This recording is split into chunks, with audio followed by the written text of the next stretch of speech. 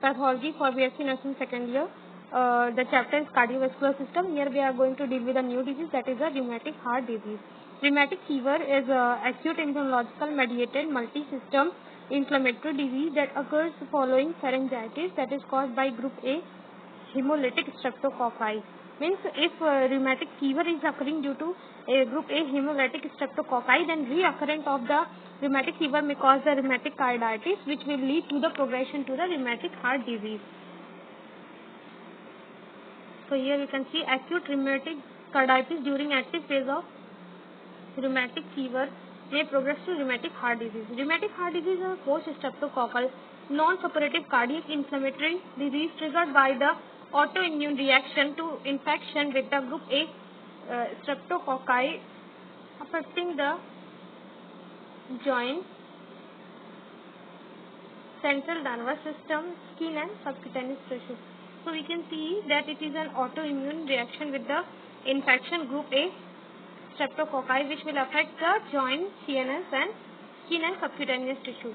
And in acute stage of the disease, the conditions consist of myocarditis involving the inflammation of the myocardium, endocardium and epicardium. Means there will be the inflammation of all the three layers of the heart, that is epicardium, endocardium and myocardium. Chronic disease is manifested by valvular fibrosis resulting in stenosis or insufficiency. So it will involve the valvular damage also in the chronic stage. The etiological factors through which the disease is caused is history of upper respiratory tract infection, subsequent infection of streptococci. Means there will be upper respiratory tract infection will be there, because due to streptococci the infection has occurred. So upper respiratory tract will be affected, then subsequent infection with the streptococci, then excessive use of antibiotics can lead to the lowering of immunity, socioeconomic factors like poverty, poor nutrition, then climatic conditions like tropical and subtropical regions, cold and damp environment, then they fear the spread of infection and spread of infection from streptococcal carrier. Main is the streptococcal carrier. So now we will see the pathogenesis. The pathogenesis or the mechanism of disease evolution and progression occurs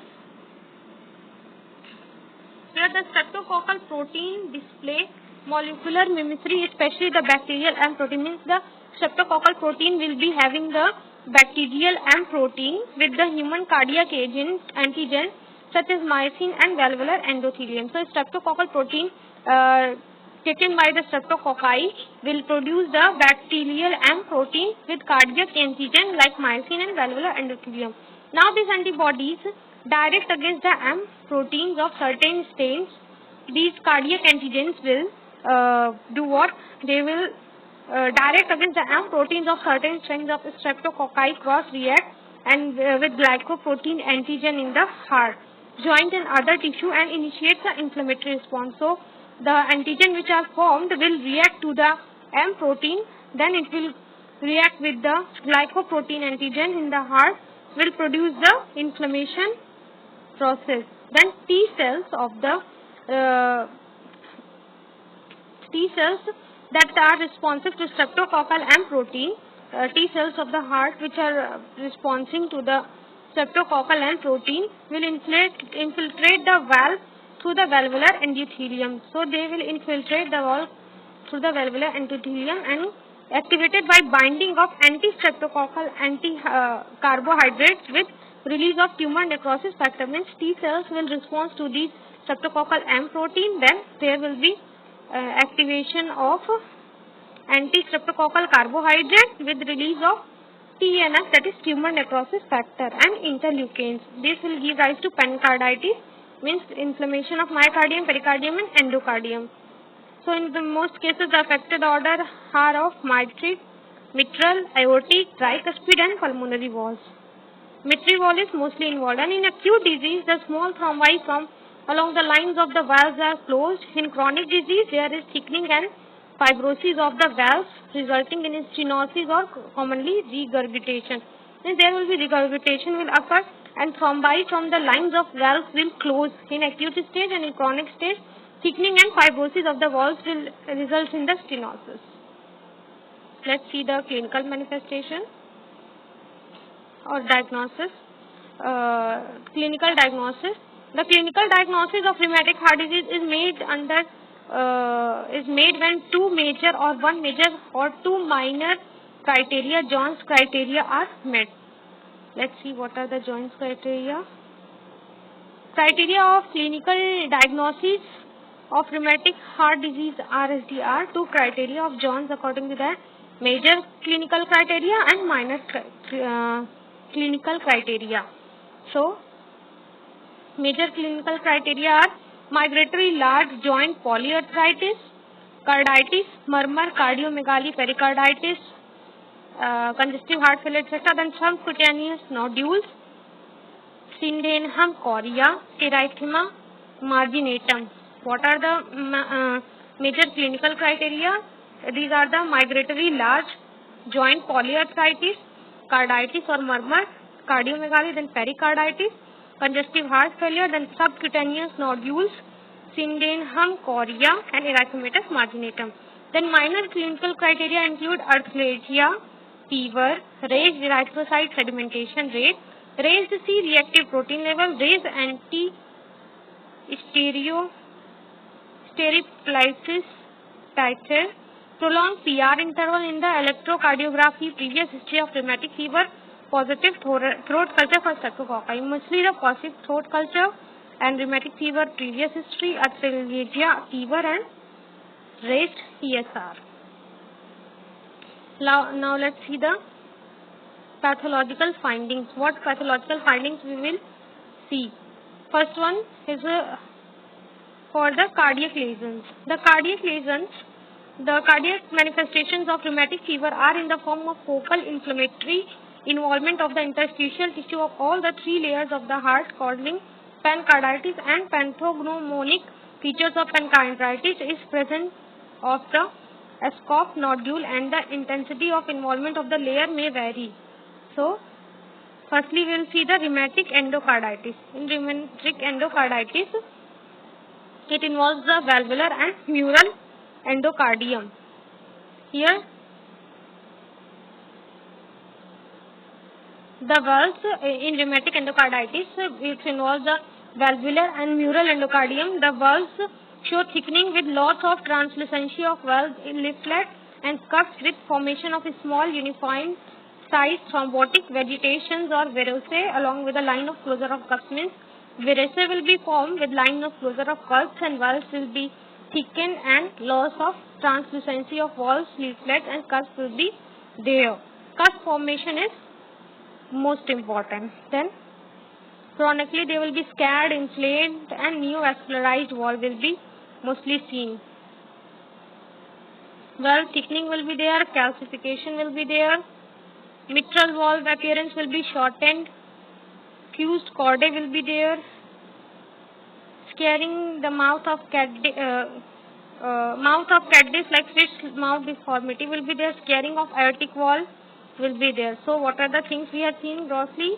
The valve will show thickening in rheumatic endocarditis. They have valvular and mural difference endocardium. So there will be the thickening of the valves. Then loss of translucency of the valves, scars formation will be there. Then scars, inflammation formation will be there. Then rheumatic fever will lead to the valve thickening, calcification. Then fused chordae and aortic valve scarring. Then microscopically if we will see, then we will find that inflammation will be there because it is endocarditis, rheumatic endocarditis. So inflammatory changes will begin in the regions of the valve rings, endocardium near the valve rings. Inflammation will occur which will extend through the entire leaflet, the endocardial layer will have the inflammation. Then early stage, the oedema of the valve leaflet presents of increased number of capillaries and infiltration with lymphocytes. So there will be when the oedema of the valve leaflet will increase, so there will be the increase in the number of the capillaries, and then infiltration with lymphocytes will occur. Plasma cells, histiocytes will with anti-Scott cells will occur.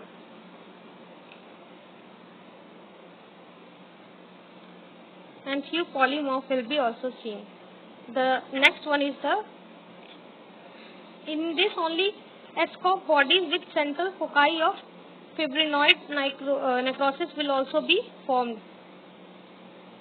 because these are fibroinflammatory lesions, so fibration will be occur, so they will also be formed with central foci of fibroid necrosis. And in chronic stage, healed stage, the vegetation will undergo organization and the wall will show diffuse thickening as a result of fibrous tissue with hyalinization and often calcification. Then rheumatic mural endocarditis. If we talk about mural endocarditis, not of the carditis, mural endocarditis, then here the mostly lesions are seen are McCallum patch or thickened, roughened and wrinkled apart. Means most commonly the McCallum patch will be seen in the region of endocardial surface of the posterior wall of the left atrium, just above the posterior leaflet of the mitral wall. Microscopically, if you see, then the affected area will show the oedema, fibrinoid changes, collagen, then cellular infiltrate of the lymphocytes, plasma cells and macrophages with the many anti-SCOF cells. Then rheumatic myocarditis is the another disease. In this, what will happen in rheumatic myocarditis? The grossly, there will be early stage of myocardium is soft, flabby, and in intermediate stage, interstitial tissues of myocardium will show a small foci of necrosis will occur. Then Escop bodies will be there throughout the myocardium. Then microscopically, we will see. Then the most characteristic features is of presence of Escop bodies only, which can be easily identified in the intermediate stage. Intermediate stage of rheumatic myocarditis, only the Escop bodies can be found, and they will appear as granulomatous with central fibroid necrosis and surrounded by palisade of anti-SCOF cells and multinucleated Escop cells. Then rheumatic pericarditis or inflammation of pericarditis. So here what will happen? Here the pericardial layer will be inflamed. Grossly the usual findings is fibrinous pericarditis. Here the pericarditis will have fibrinous formation in which there is loss of normal shiny pericardial surface due to deposition of fibrin on its surface and accumulation of a slight amount of fibrinous exudates in the pericardial sac. Here the parietal and visceral layer of pericardium is separated. Each other will appear shaggy due to thick covering of the fibrin over them. This appearance is called as a bread and butter appearance. This I will discuss through the diagram only. Microscopically, the fibrin depositions can be seen along with infiltration of lymphocytes, plasma cells, histiocytes and few neutrophils on the subserosal connective tissue. Escop bodies can also be seen which undergoes organization and fibrosis later on. So here we can see that the fibrin depositions will also occur, and there will be the infiltration of the lymphocytes will be there, plasma cells will be there, histiocytes will be there. So mainly the fibrin deposition in the pericardial layer will be seen along with the subserosal layer and connective tissue and neutrophils. Escop bodies are mainly the main part in the rheumatic myocarditis and rheumatic pericarditis as well as rheumatic endocarditis.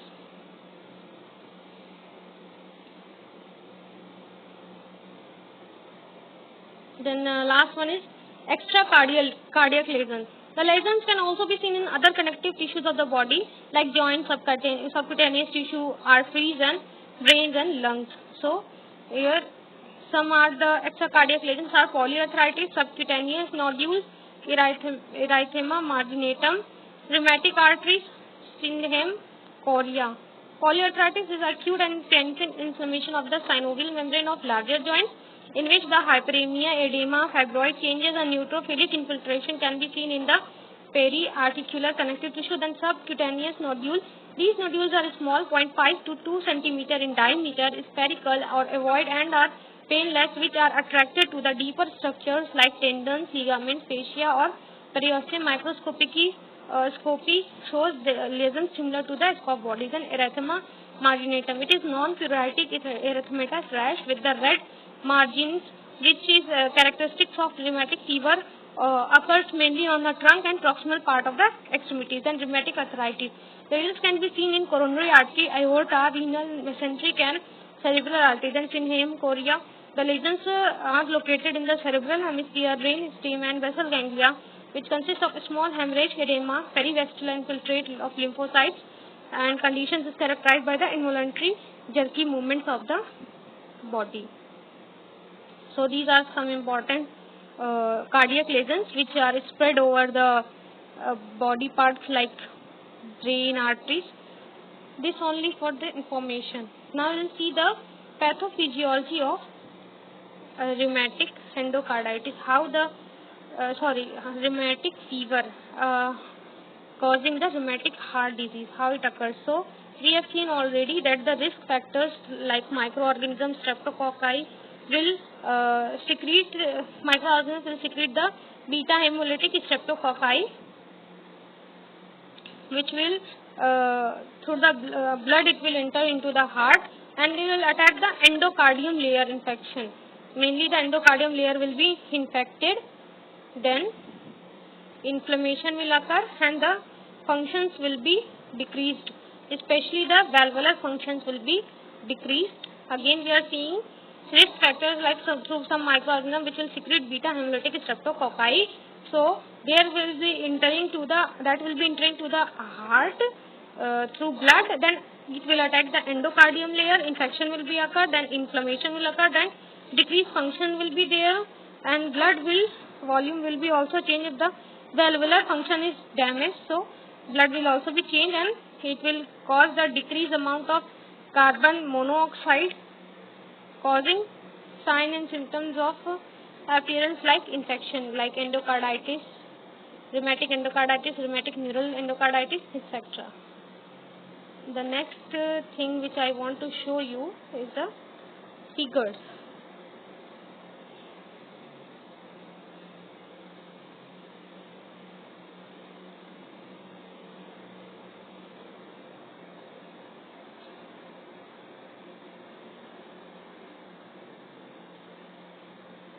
So here you can see the diagram. So diagram of heart only. Here the heart have been sectioned, cut to reveal the mitral wall. There are walls, mitral wall, tricuspid wall and bicuspid wall. So the heart has been sectioned to reveal the mitral wall as seen from the above in the left atrium. Left atrium it has been the section where mitral wall is seen. The mitral wall demonstrates the typical fish mouth shape with chronic rheumatic scarring. Means fish mouth shape will be there in the mitral wall and there will be occurring the rheumatic scarring.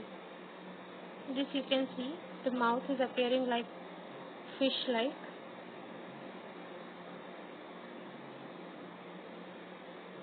The mitral wall demonstrates the typical fish mouth shape with chronic rheumatic scarring, and mitral wall is most often affected in the rheumatic heart disease, followed by mitral and aortic together, then aortic alone, and the mitral aortic tricuspid wall. So here we have seen that the mitral wall will affect in rheumatic heart disease the three layers are affected, then mitral and aortic and tricuspid together are affected.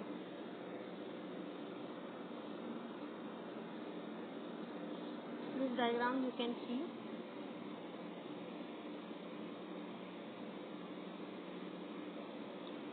In this diagram, rheumatic fever has been said. So, acute rheumatic fever is an autoimmune process that can be following the pharyngeal infection by group A beta hemolytic streptococcus, as I told you already, especially the Streptococcus pyogenes. Microscopically, the acute rheumatic carditis is in fact marked by peculiar formation of granulomatous inflammation called as Ascoff nodules. These are the Ascoff nodules are formed here.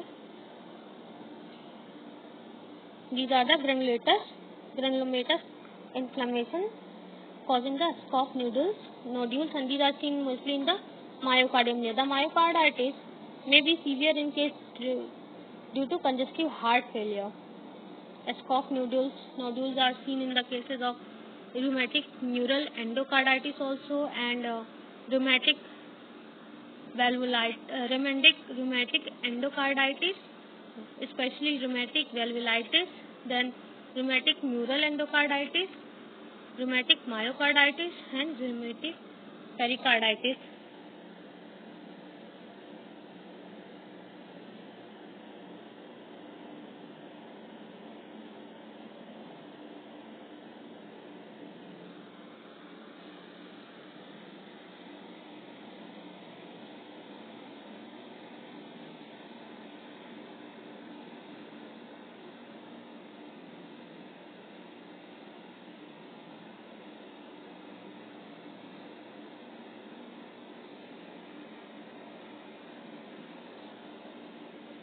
Now we are going to see the next diagram, and that is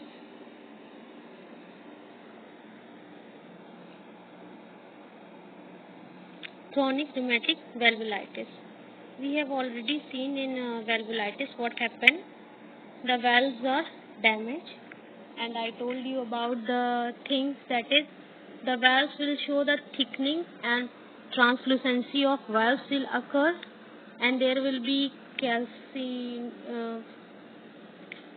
calcification will take place. Valves will become thickened, scarred, and inflammation will take place, and neovascularized valve will be commonly encountered, seen, and there will be thickening of leaflet will be there, and the fused chordae, the appearance of mitral valve with shortened fused chordae and scarring commissure will be looking like a mouth of catfish or fish mouth deformity. So, in time, the chronic rheumatic valvulitis may develop by organization of the acute endocardial inflammation. So, chronic rheumatic valvulitis may develop how? When there is acute endocardial inflammation will occur along with fibrosis, then only the rheumatic valvulitis will occur. Here the valves are shortened and thickened with chordae tendineae. They are becoming short and they are becoming thickened. In places where adequate healthcare system provides prompt diagnosis and treatment, the prevalence of rheumatic heart disease is decreasing, and strict criteria must be employed to assess where the antibiotic therapy should be given in sore throat without adequately healthcare system, and the persons may be rheumatic heart disease cases may be 100 by 1 lakh persons. Means it is saying that the antibiotic therapy should be given as early as possible when the streptococcal infection in pharyngeal area is seen. This will reduce the number of infections occurring or number of deaths of the person having rheumatic heart disease by 100 by 1 lakh per person.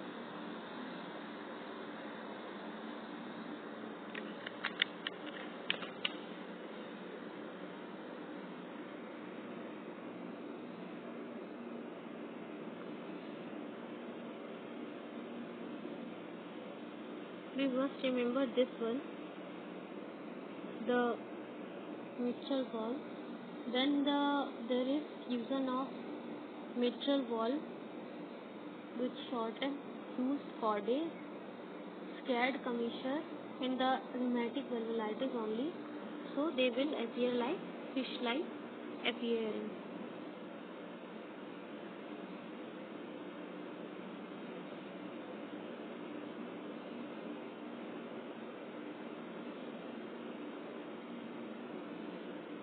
This heart you can see, it's of the 2-year child who died recently. The 2-year child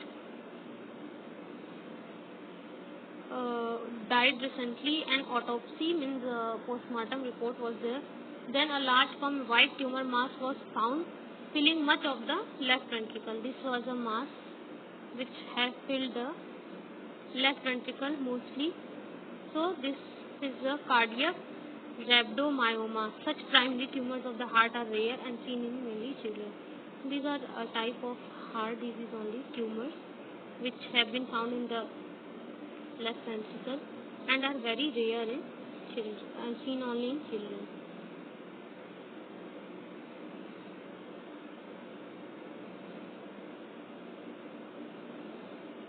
This is a diagram of left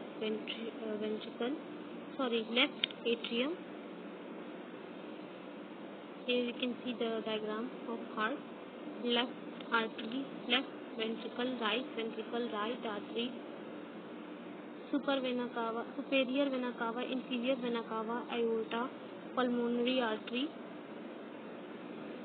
So here the left atrium portion means this portion have been cut out, and through here only the origination of aorta will also be there.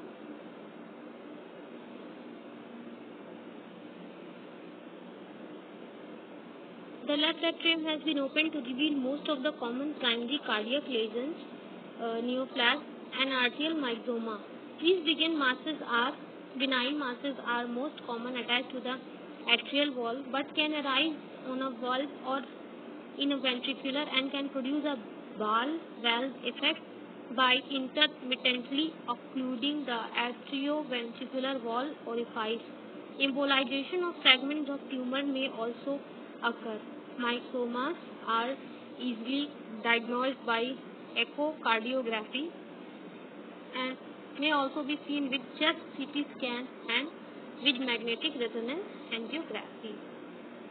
So here mostly the myxomas are seen. This one is the cardiac neoplasm, this portion in the left ventricle.